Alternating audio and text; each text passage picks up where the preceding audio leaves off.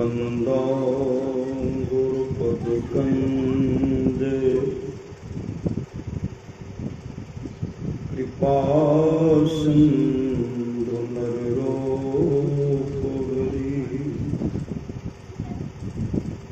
महामोदन कुंजे जासु बचन रवि करनी धन्य धन्य सतगुरु सुखदास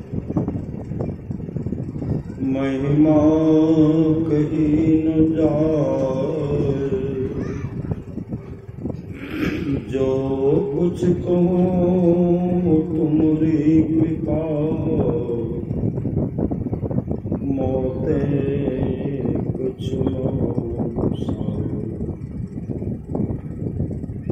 व्यक्त रूप में प्रातः स्मरणीय श्री विभूषित परम पूज्यपाद सद्गुरु महाराज के चरणों में कोटि कोटि नमन। मनसा सिंह पूज्य बाबा के चरणों में कोटि कोटि नमन। विशिष्ट गुरुजन उपस्थित सत्संग प्रेम महानुभावों, माताओं एवं बहनों, सभी के अंदर में बैठे हुए परमात्मा को कोटि कोटि। संत महात्मा लोग कहते हैं मनुष्य जीवन की सफलता भगवत प्राप्ति में है। यह धन बार बार मिलने को नहीं है, इसलिए आगे की यात्रा के लिए अभी से भगवत भजन रूपी धन संग्रह करो। संत कबीर साहब की वाणी है, बार बार निर्दय नहीं यह वीर रे, चेत सके तो चेत कहत कबीर रे। कबीर सोई धन संचय जो आगे का होए, माथ चढ़ाए गांठरी जातन देखा को। करिए नित सत्संग को बाधा सकल मिटाए, यह अवसर फिर ना मिले दुर्लभ। कहते हैं सत्संग नित कीजिए, जो भी बाधा है विपत्ति है मिट जाएगी। यह सुअवसर यह मौका फिर हाथ आने वाला नहीं। अभी हम लोग सत्संग बैठे हुए हैं। यह सत्संग इंदर जी और ललन जी सब मिल करके अपने माँ बाप तिथि के अवसर पर सत्संग कर रहे हैं। सबके जन्मदिन, सबके छठी शिला, सबके मुंडन संस्कार के अवसर पर सत्संग नहीं होता, और सबके पुण्य तिथि के अवसर पर भी सत्संग नहीं होता। सबके पुण्य तिथि के अवसर पर सत्संग नहीं। महापुरुष की वाणी है, जिनके प्रथम पुण्यतिथि के अवसर पर सत्संग होता है, पापी से भी पापी अगर हो, अगर उनके प्रथम पुण्यतिथि के अवसर पर सत्संग होता है, तो सत्संग के प्रभाव से उसी समय नरक लोक से निकलकर स्वर्ग लोक को चले जाते हैं। यह सत्संग का फल है। आज हम लोग उन आत्मा की शांति हेतु उनके पुण्यतिथि के अवसर पर सत्संग कर रहे हैं। और जो जब जीवित थे, जीवित अवस्था में बराबर यहाँ सत्संग होते रहता, बराबर होते रहते, बराबर। और संत शिशु सूर्य जी महाराज का बराबर पदार्पण होता था, बराबर। जब भी संत ससुर जी महाराज यहाँ आते थे तब मैं यहाँ आता था, सत्संग में भाग लेता था। नागेश्वर बाबू, ब्रह्मदेव बाबू, पलटू साहब, नरसिंह बाबू, तब किशोरगंज से भी आते थे। यहाँ बराबर सत्संग होते रहता था। हमेशा गुरु महाराज को सुमरन क्या करते थे। गुरु महाराज पर इतना अटूट श्रद्धा उनको, गुरु महाराज के प्रति इतना समर्पित थे।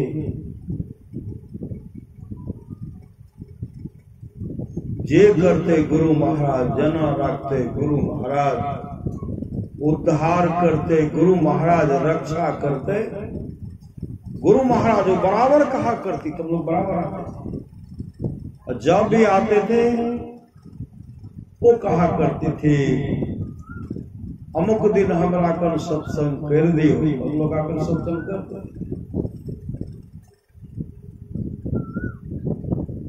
भगवान श्री राम की वाणी है, भगत स्वतंत्र सकल सुख खाने, बिनु सत्संग न पावन प्राणी। भक्ति का मतलब होता सेवा, और संत महात्मा के प्रति इतने समर्पित रहा करते थे। गुरु महाराज का गुणगान करते करते रोने लगती थी, धारा प्रवाह से बहाने लगती थी। परमानंद महाराज की वाणी है, सबको एक साथ कैसे मरोगे, कोई आगे मरोगे कोई पीछे मरोगे, मेरे संग रहने वाले का दो गति नहीं होती। मैं मोक्ष नहीं चाहता, मैं बार बार आऊंगा, तब तक आऊंगा जब तक अपने सारे शिष्यों को मोक्ष नहीं दिला दो। अंदेशा किस बात की। गुरु के प्रति समर्पण रहिए। साचा सतगुरु जे मिले सब साथ समारे, दादो नाव चढ़ाई करी ले पार उतारे। दादो काढ़े काल मुख अंधे लोचन दे, दादो ऐसा गुरु मिलिया जीव ब्रह्म कर ले।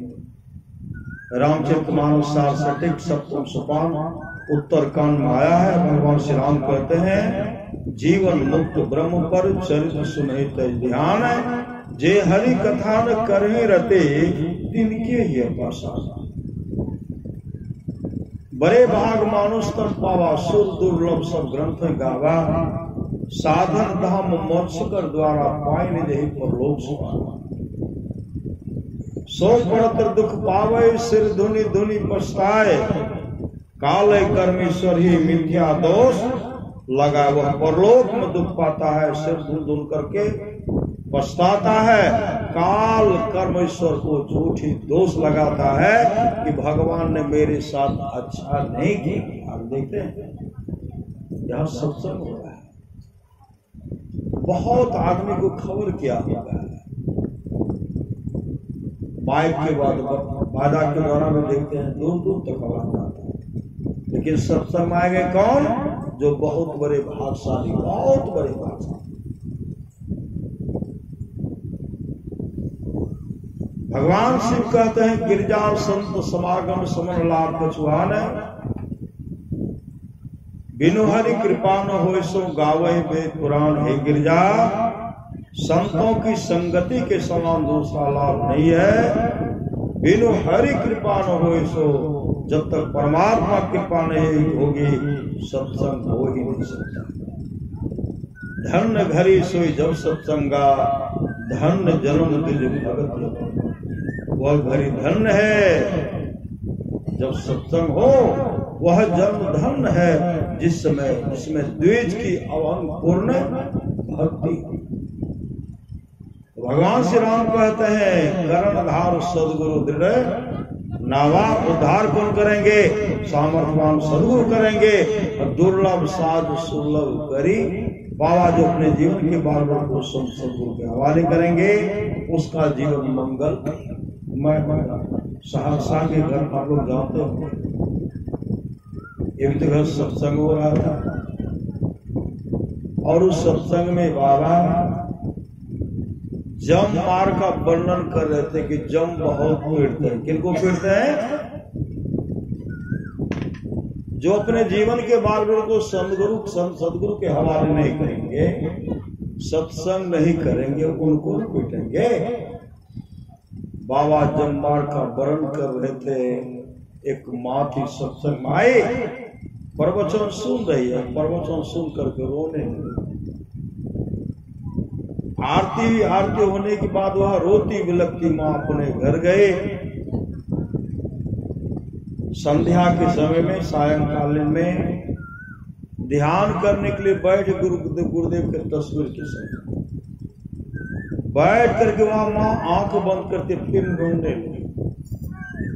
ध्यान क्या कर, रोने लगी। गुरु महाराज की तस्वीर के सामने बैठ करके रोने लगी। हे हो गुरु महाराज, बाबा कह रहे जमवाड़ काफी पीटे छे, काफी कष्ट दे छे, हमर उद्धार केना हेतै। बिलख बिलख करके रो रहे थे, गुरु महाराज के तस्वीर के सामने बैठ करके रो रहे थे। उसी समय गुरुदेव छड़ी लेकर के टहलते हुए उस बूढ़ी माँ के पास आए और कहते हैं, बूढ़ी क्यों रो रही हो, क्यों रो रही हो? बूढ़ी माए गुरुदेव के चरण लिपट गए और रो करके कहने लगे, हे हो गुरु महाराज, सत्संग में गलिए रे, बाबा करके जम बड़ा मारे छे। श्री सदगुरु जम बड़ा मारे छे, बड़ा नरक में कष्ट है छे। हम तो वृद्ध छे, हमर उद्धार केना हेते, हमर केना कल्याण हेते। उसी समय गुरुदेव कहते हैं, बूढ़ी रो मत, तुम्हारे जब जाने का समय होगा ना, मैं आऊंगा और मैं तुमको अपने गुरुधाम लेकर के चला जाऊंगा। बोलिए प्रेम से श्री सदगुरु महाराज। और हाल में उस माई का शरीर छूटा, हाल ले श्री सदगुरु, उस माँ की अच्छी गति हुई। और जिन